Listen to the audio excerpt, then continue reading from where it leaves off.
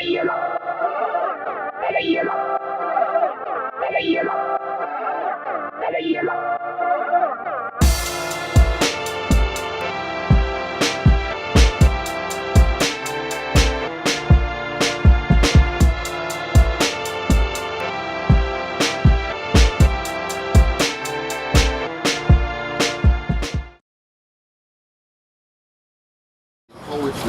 my best way to describe poetry is that poetry is a parenthesis in time. You understand what I'm saying? It's taking out a very small snapshot.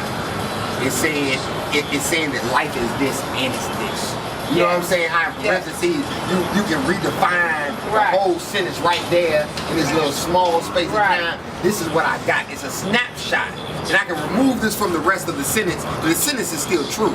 You understand what I'm saying? But I can put this is my interjection. This is my interjection on what the fuck is cracking out. How you gonna write poetry and you don't know no multi-syllabic words? You ain't never took no SAT exam. You don't know nothing. It was a broad in St. Louis, and I'll never forget, she was maybe like 18 or 19 when I met her initially. She was so inspired by what I did. And she came up to me and told me, I really want to be a poet.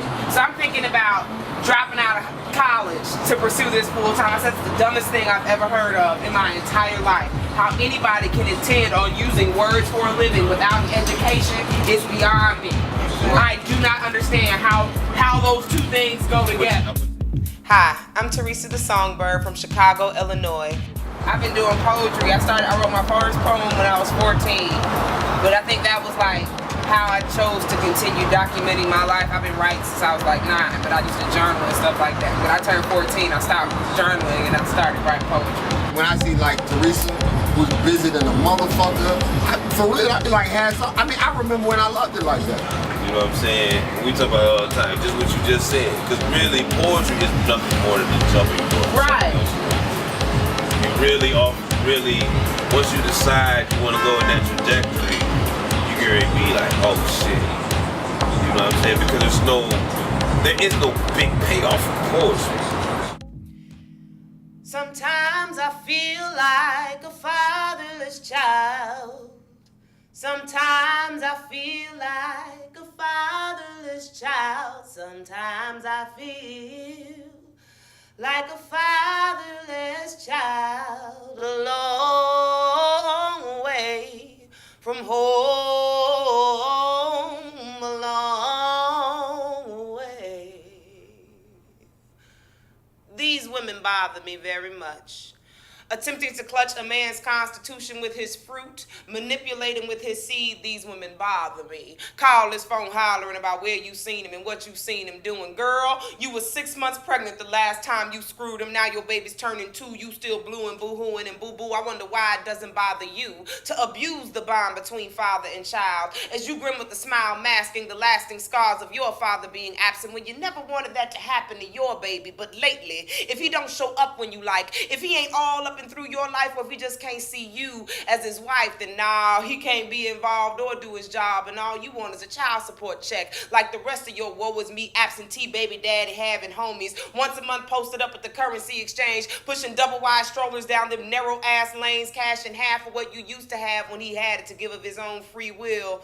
Yes, mama, you do look as dumb as you must feel. So saddled with baggage, you dragging and chat up the gaggle of madam, so used to living alone that misery instantly follows them wherever they roam. But hey, let's keep it real. Your baby daddy is only trying to rise to an occasion, requesting your respect, not a standing ovation for doing the job he knows he's supposed to. And he don't need your touching, your licking, or your nookie, your big piece of chicken, or your cookies. But obviously you got him confused, thinking that the line next to yours on the birth certificate means that he doesn't have to give a shit. But when he does, when he goes beyond and above the call of duty, and everyone around you is well approving of the love and affection he provides his children, you turn from mama to villain, peeling them out of daddy's arms when to be an affectionate father is all he wants. That and to be treated like a man, but Miss Lady, you are forcing his hand. So what if the next time you trip or allow foul nomenclature to slip from your lips is the last time he comes to the crib, last time he picks up them kids? Now it don't matter whose fault it is. See how the damage been did. See how the rift has begun, separating fathers from daughters and sons, and those children are the ones who suffer.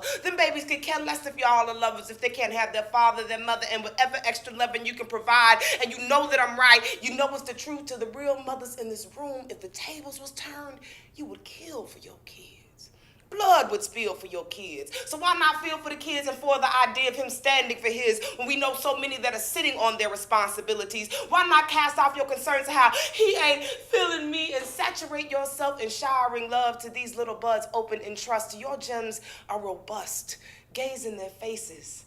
Look in their eyes. Give them the time. They make diamonds of dime pieces and petty thieves, of stolen glances and fleeting romances. This chance is for you two to give the best you have to the life God has granted you to care for. So why not share more of your life with these priceless jewels? No, you may not be the wife, but he values you just as valiantly. Most High entrusted you to raise the family, so don't stress the in-between. Take the blessings you receive. Stop the vexing over rings, and you'll find your former pine and left you mine in the whole time. So let their brilliance add resilience. You got the bling, baby. Watch them shine.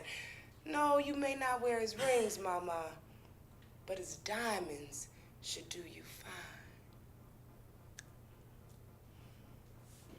You know what I mean? People want, it's like when people say, I want to do shit full time, what you really saying, I'm looking for an excuse to quit my job. Oh, I did. Because there's a lot of, no, that's real talk. That's what people really want to know. Poetry becomes an easy thing to feed you, right? And you come to a poetry spot for your first time.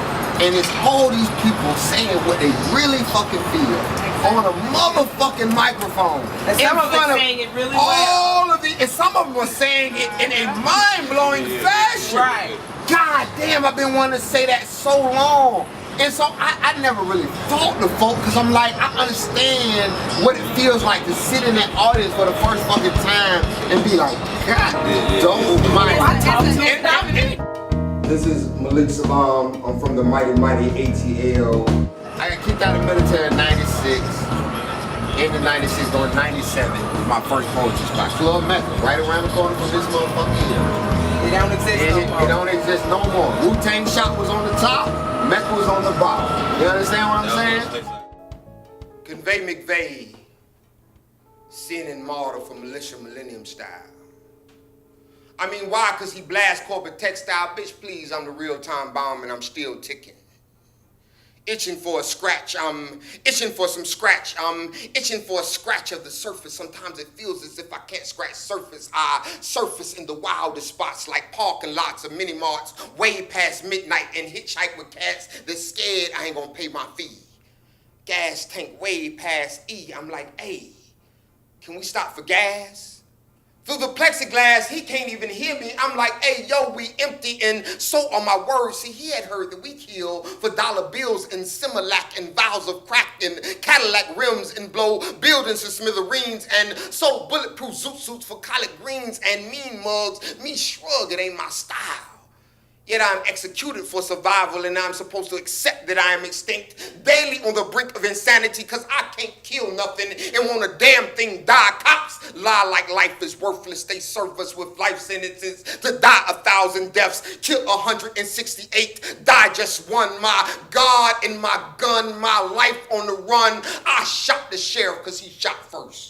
From Academy Story, rare rehearse, remember Bensonhurst and doped up ass Rodney King. Fuck that, I can't get along, no hymns to sing. I need a break from the same old song and dance. No crease in my pants, no noose around my neck. Do I have to kill for respect? Cause you think I lack intellect, talking about I can't get my check till after 3. I'm a time bomb and I'm still ticking, itching for a scratch of the surface. I wrote this for auction block niggas who figure how to live on their feet and eat concrete before they buy into this bullshit. I spit this for candy thieves and those that disbelieve this make-believe, and those that die every day round my way from lethal injection. No news crews just poured brew, and mama's heart is dying, but her soul still finds a hallelujah. Hell no, he played y'all with all that turn the other cheek. I speak this for those that don't bomb buildings, but bomb first and curse every other verse and fight with instinct against those that rehearse my demise. We ride and die, and my execution is not watched on closed circuit. You can catch it on MTV, somewhere between TRL and the 10 spot. I rock spots for those that hate cops and cop peace from fellow time bombs and Rick controlled apartments. Time is ticking and I'm itching, but I still lack the scratch to buy CNN coverage for my trials and tribulations, and I'm so far past demonstrations and sit-ins and hold downs. It's time for showdowns and niggas who can show out. Thinkers and dreamers, schemers who understand this plan out attack on everything I hold dear, like freedom. give a fuck if you blow up Oklahoma or Kingdom Come, cause you the one that created this atmosphere of terror. Then you want to act as if you don't know who the fuck he bought the bomb from. What the thought you thought the time wouldn't come for your young to up and turn and reciprocate lessons learned that you pulled every day that I've been alive, and I'm a live wire on the end of the time bomb, itching for some shit to jump off and explode, because you make sure I'm executed daily for survival, and you make sure I can't do shit without no scratch. Death match game point. All this is the pyramid. You got the motherfuckers who like, okay, I'm trying to be on some, I'm chasing some superstar shit, and then you have motherfuckers who like, I just wrote some shit on my, while I was at work. I didn't want to share it. You know what I'm saying?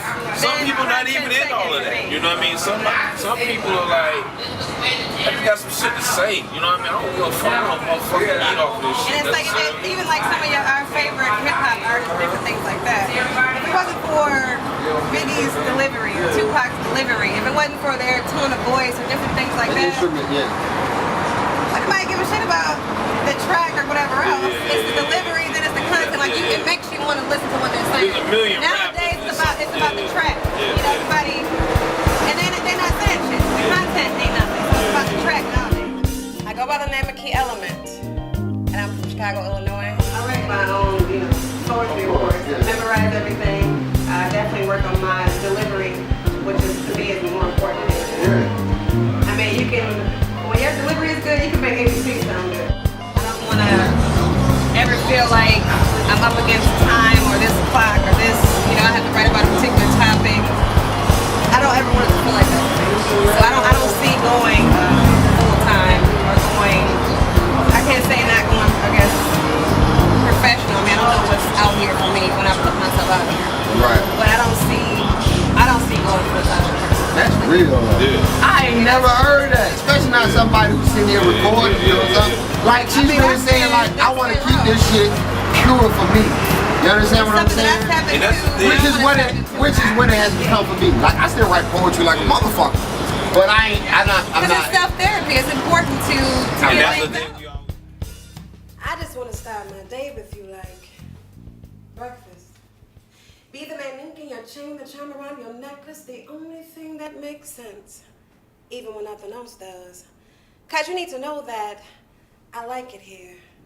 And you didn't came inside and got in ways unknown to mankind, and I've never been so open. Got me hoping this shit don't ever end. Cause the presence of love, my friends, tends to blow minds. And I'm so gone, mind out of space. It got into me. Got me peeling your grapes, making your plate, coming home on my lunch break just to get a taste. Cause it's just that great. And truth be told, hell, you had me at hello. One look in your eyes saw through to your soul, and I was sold like a slave on an auction block, tried to escape but didn't get caught. Man, they ought to notarize your love. Can't get enough of the stuff. Besides, can't you see how I suffer when you gone? And those who know me most know I've been known to go deep. Don't tell me you too shallow to see that I could be just what you need, the tingling in your knees, the muse to your new piece, that I mentioned I could be just what you need. And please believe I make hearts rain. Mother Nature ain't got nothing on me. But still, like Bismarcky, you got what I need. But you say I'm just a friend? Damn. I just want to start my day with you like breakfast. Be the man linking your chain, the charm around your necklace, the only thing that makes sense, even when nothing else does. We get up. You a person who do that. I think what's his name said that Lauryn Hill, I'm gonna put in a motherfucker So you ignorant niggas can hear it. Right. You know what I'm saying? Yeah, right. And people can't Nobody dive likes into to that. feel like somebody's telling them something. Right? And that's the thing, you know what I mean? A lot of times motherfuckers be trying to be like, oh, like, if you just listen to me. Nigga, It's the same Who shit the fuck like is you? when motherfuckers say, Yeah, I mean, that's talk how to me motherfuckers instead say of it. talk at me. Yeah, like, Talk to who me, the fuck bro. is you? Like, I don't know you. Who the fuck is you to be trying to act like you gonna tell me something? Right. He ain't walking my shit, you know what I mean? But it's the arrogance of sometimes motherfuckers. My name is Tommy Bottoms. I'm from Peru, Indiana. I didn't even really know there was like a whole spoken word poetry scene. I had a homegirl who I knew she had actually ended up getting on Apollo, and I knew she did poetry, but I didn't know there was places that people went and did it. You know what I mean? This is in Indianapolis, Indiana.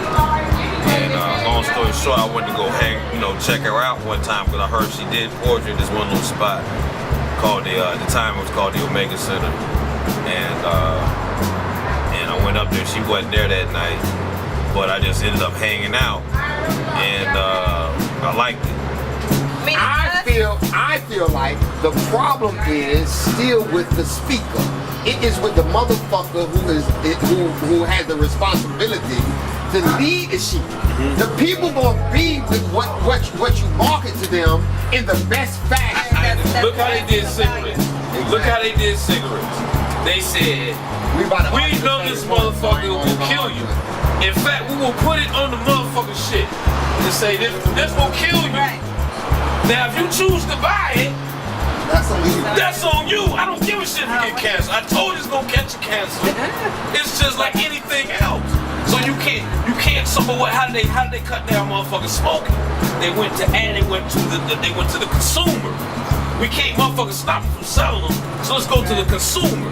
So let's put all these ads out and tell you how bad smoking is. Commercials with people with holes in their throat. Exactly. Let's kill the demand. I am the Don Juan of vagabonds, rock star with a martyr card, blessed with the ability to hobnob with the haves, but see, I was raised on ham hocks. So I make sure I use my gift of gab to speak on behalf of the have-nots. Now some of you choose to be confused of whether or not you a have-not or a have, so allow me to give you a clue. If you've ever concerned yourself about the price of a gallon of gas, trust me, you are not one of the haves, because whether you want to acknowledge it or not, America's in the middle of its second civil war, rich versus the poor, and I'm a have-not with a sword, prepared to put my mind and my rhymes on the front line of this war against the poor. Because see, when you're a billionaire, they call it a bailout. But when you broke, it's a handout with your own wicked EBT. Book welfare by another name is still government cheese. Allow me break it down if you please. Now Uncle Sam got a program called agricultural subsidy, the defense name for government cheese. A welfare for the wealthy. Now I won't get long with it with a definition. We'll keep it simple, call it price fixing. Now these agricultural subsidies, while Burger King and Mickey D's can sell you a 99-cent double cheese, give you free real fills on Pepsi when they know damn well it ain't healthy. In the FDA, they know the truth. That dollar menu gon' kill you. When they lie to you, they don't tell you that fast food is just slave food. Cause see, ain't no difference between chicken McNuggets and chitlins. It's simply low quality food produced specifically for the poverty stricken, not to mention the middle class who just busting their ass looking for something quick and affordable to feed their children. And if you take the time to look at the bigger picture, you will see why the rich are getting richer, the poor are getting sicker. That's why you got 9-year-olds about obesity, ADD, 30 years later it's heart disease and diabetes. But what you gonna do when your family 5? 2-parent home working 9 to 5, just trying to survive. And the wife check don't come to the end of the week. And that car need a new starter, and them kids still gotta eat. Well, that dollar menu looking good to you. Or whatever you want, baby mama even divorced, a single mother out with no child support. Well, that dollar menu looking good to you, because you can feed the whole crew with the 2 for 2. Don't claim to be the smartest guy in the room, but I can tell you this. The CEO of Mickey D's ain't feed his family no Mickey D's. And yes, indeed, Big Macs made them rich, but they ain't about to eat that shit. Yeah, that's my guy right there. That one right there. I don't know about the rest of these motherfuckers out here doing poetry or nothing else. But this motherfucker here, I fucked with that asthmatic nigga there, man. Tommy be killing me. Tommy be halfway about to die. He like big fish. A nigga like big fish. You know how he gonna go. My people are thirsty. They are waiting for water. It gets hotter and hotter. Not a drop to drink inside. And my people are hungry. They need food for their bellies till each stomach is swelling. But that sounds too much like right. So tell me who's gonna pour the water? Who's gonna serve the bread? Who will be our steward? Who will make sure we are fed? Who will be the leader? We're so eager to be led to the hungry and the thirsty. I have water, I have bread. One too many niggas in white Reebok classics and not enough in classes, searching for answers and finding ways to educate the masses, and time passes but we continue to fail. Too many niggas in sales for that shit that they sell. They got too many niggas snorting lines while their women stand in lines and their kids don't know their fathers. I didn't know mine because like too many niggas, his mind was confined and time continued to pass, but he failed. Tormented by the hell that is all far too familiar for far too many niggas pulling triggers behind minor figures. Too many niggas pulling triggers behind bullshit while families split and fall apart, leaving too many niggas to claw in the dark and hide in the dark and act heartless. A feeble attempt to pretend because too many niggas ain't niggas. Only humanity hides with the mentality, and the tragedy is that too many niggas think the nigga is about melanin, and I'm telling them that one nigga is far too many niggas. This is what my people sang back in the day as slaves. And even though they say times have changed, our struggle still remains the same. Black was the name or name, and I look up that definition, I find no real truth mentioned. So to my people, open your mind, your eyes, your ears, and listen. And you just might start getting some of this real truth I'm spitting. Please excuse me if I come off a little aggressive. I'm an educated man, but still I'm a little rough around the edges. Born to blue-collar parents, but I'm primarily a byproduct of hip-hop, rock, cocaine, and everybody want to play in the goddamn NBA. You know, tatted up with a fresh pair of J's. See, I spit slick 80s baby slang. I eventually graduated from the University of NWA. Went on and got my doctorate in sidewalk economics from Ice Cube U. Wrote my dissertation on the back of some blunt papers about why niggas got attitudes. Now, needless to say, most of my colleagues don't be even feeling me because they refuse to play by the rules. Plus, I pissed off half of the five because they with my raspy Adam's eye on the right of the points of view. Had a nerve to call me a crackpot buffoon. Simply because I was the only one willing to point out and mention when there's an 800-pound gorilla sitting in the middle of the room. Woo! And all my fellow professors shook with my intellectual lectures about how crooks and books go together, like ATL in good weather. And these are the lyrics. These are the lyrics of These are the lyrics. These are the lyrics of life. They be raining on the sister. Well, It's serious. All right, I'm about to go in now. A big cousin hit me in the head, dog. This ain't as cute as it used to be. I want my hair getting wet. I want my hair getting wet. I don't know why she coming out her hair. That's the whole point of going natural. That's the whole point of being natural. What are you doing? Are you natural? my face. See what I'm saying? That's what you get for being halfway in, halfway out. Look, You halfway they got natural all these lights and you on halfway made up. They got all these lights on Look, the you should have just been all the way natural. I seen you last night.